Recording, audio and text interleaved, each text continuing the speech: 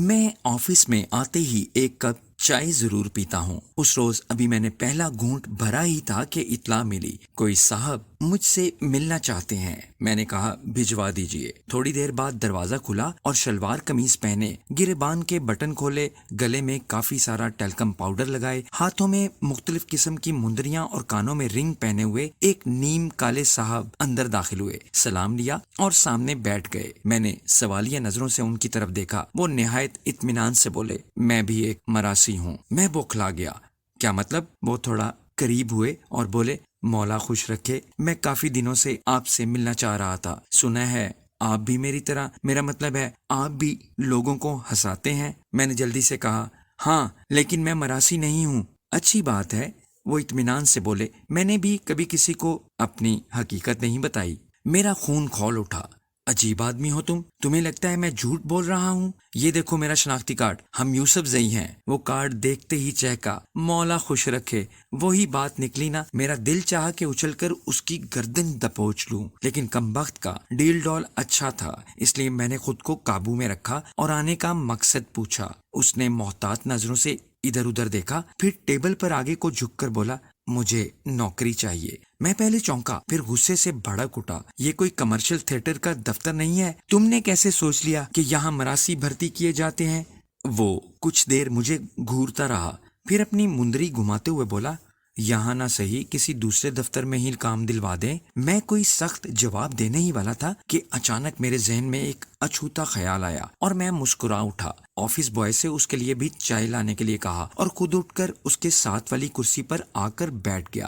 اس کی آنکھوں میں الجھن سی اتر آئی۔ میں نے اس کے کندھے پر ہاتھ رکھا اور کہا، سنو، تمہیں بہت اچھی نوکری مل سکتی ہے اگر تم مجھے ہنسا کے دکھا دو۔ وہ ہونکوں کی طرح میرا منہ دیکھنے لگا۔ میں نے اس کی حالت کا مزہ اٹھاتے ہوئے اسے زور سے ہلایا، ہیلو، ہوش کرو، بتاؤ یہ چیلنج قبول ہے؟ اس نے کچھ دیر پھر مندری گھمائی اور نفی میں سر ہلا دیا۔ میں حیران رہ گیا۔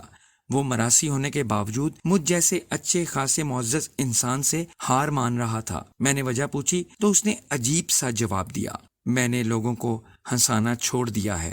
میں اچھل پڑا، یہ کیسے ہو سکتا ہے؟ اس نے لمبا سانس لیا اور بیزاری سے بولا، لوگ اب ہنسنا چھوڑ چکے ہیں۔ میں نے ایک زوردار کہکا لگایا، یہ تمہاری غلط فہمی ہے۔ دنیا آج بھی ہنستی ہے، مزاحیہ تحریریں پڑھتی ہے، مزاحیہ ڈرامے دیکھتی ہیں، جگتیں پسند کرتی ہیں۔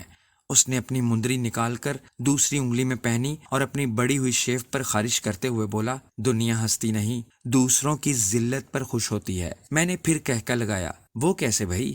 اس نے قمیض کی سائیڈ والی جیب سے سستے والے سگریٹ کی مسلی ہوئی ڈبی نکالی اور میری طرف اجازت طلب نظروں سے دیکھا۔ میں نے ایش ٹرے اس کے سامنے رکھ دی۔ اس نے شکریہ کہا اور سگریٹ سلگا کر گہرا کش لیا۔ میں اس کے جواب کا منتظر تھا۔ تھوڑی دیر خاموشی رہی، پھر اس کی آواز آئی، آپ کا منہ فلسطین کے لومڑ جیسا ہے۔ مجھے گویا ایک کرنٹ سا لگا اور میں کرسی سے پھسل گیا۔ میری رگ رگ میں طوفان بھر گیا۔ وہ میرے دفتر میں بیٹھ کر مجھے ہی لومڑ کہہ رہا تھا۔ بات تو سچ تھی، مگر بات تھی رسوائی کی۔ میرا چہرہ سرخ ہو گیا۔ اس سے پہلے کہ میں اس پر چائے کا گرم گرم کپ انڈیل دیتا، وہ جلدی سے بولا، آپ کا ایک جگری دوست شہزاد ہے نا؟ میں پوری قوت سے چلایا، ہاں ہے۔ پھر وہ فوراً بولا، اس کی شکل بینکاک کے جمعدار جیسی ہے۔ میں نے بوکھلا کر اس کا یہ جملہ سنا، کچھ دیر غور کیا اور پھر بے اختیار میری ہنسی چھوٹ گئی۔ میں ہنس ہنس کر لوٹ پوٹ ہو گیا۔ 3-4 منٹ تک آفس میں میرے کہکے گونجتے رہے۔ بڑی مشکل سے میں نے خود پر قابو پایا اور دانت نکالتے ہوئے کہا، شرم کرو، وہ میرا دوست ہے۔ میری بات سنتے ہی مراسی نے پوری سنجیدگی سے کہا، ایسی ہنسی آپ کو اپنے اوپر لگنے والی جگت پر کیوں نہیں آئی؟ میں یکدم چونک اٹھا۔ ساری بات میری سمجھ میں آ گئی تھی۔ ہمارے معاشرے میں واقعی وہ چیز زیادہ ہنسی کا باعث بنتی ہے جس میں کسی دوسرے کی ذلت کا سامان ہو۔ یہی وجہ ہے کہ سٹیج ڈراموں اور عام زندگی میں جب ہم کسی دوسرے کو ذلیل ہوتے دیکھتے ہیں تو ہمارے دل و دماغ فریش ہو جاتے ہیں۔ کوئی بندہ چلتے ہوئے گر جائے، کسی کی گاڑی خراب ہو جائے، کسی کے پیچھے کتا دوڑ لگا دے، کسی کی بس نکل جائے اور وہ آوازیں لگاتا رہ جائے تو ہماری ہنسی نہیں رکتی۔ یہی عمل اگر ہمارے ساتھ ہو اور دوسرے ہنسے تو ہم غصے سے بھر جاتے ہیں۔ گویا ہنسنے کے لیے کسی کا ذلیل ہونا لازمی امر قرار پا چکا ہے۔ یہی رویہ ہماری زندگی کے ہر پہلو میں در آیا ہے۔ ہمیں اپنے سکھ سے اتنی راحت نہیں ملتی جتنے کسی کے دکھ ہمیں سکون دیتے ہیں۔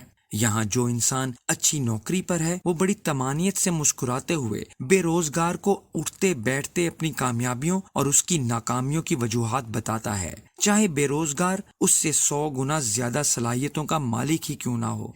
हम वो कौम बन चुके हैं जो किसी भूखे को देखते ही अपने लिए खाना मंगवा लेती है। हम अपनी फैमिली के साथ गाड़ी में एसी ऑन करके जा रहे हों तो हमें सड़क पर अपने बीवी बच्चों का बोझ उठाए साइकिल पर जाता हुआ गरीब आदमी बहुत लुत्फ देता है। हमारे सामने किसी कमजोर को मार पड़ रही हो तो हम बड़ी दिलचस्पी से उसे देखते हुए मुस्कुराने लगते हैं। हम अपनी कामयाबियों को अपना हक समझकर एंजॉय करते हैं और नाकाम इंसानों को मेहनत करने के मशवरे देते हैं। जिसके पास अपना घर है वो किराए के घर में रहने वाले की बेबसी का मजा लेते हुए उठते बैठते उसे यही नसीहत करता है कि कुछ अपना घर बनाने का भी सोचो। हालांकि जो इंसान किराए पर रहता हो उससे ज्यादा अपना घर बनाने की ख्वाहिश भला कौन कर सकता है। कभी गौर कीजिएगा, किसी की गाड़ी या मोटरसाइकिल नहर में जा गिरे तो निकालने वाले कम और एंजॉय करने वाले ज्यादा जमा हो जाते हैं। लेकिन कभी ऐसा भी होता है कि अजियत में हम होते हैं और मुस्कुराने के लिए पूरा जमाना। हम में से हर शख्स की मजबूरियां और जिल्लतें दूसरों को हंसाने की भरपूर सलाहियत रखती हैं। हम सब बैक वक्त तमाशा भी हैं और तमाशागर भी और तमाशाई भी।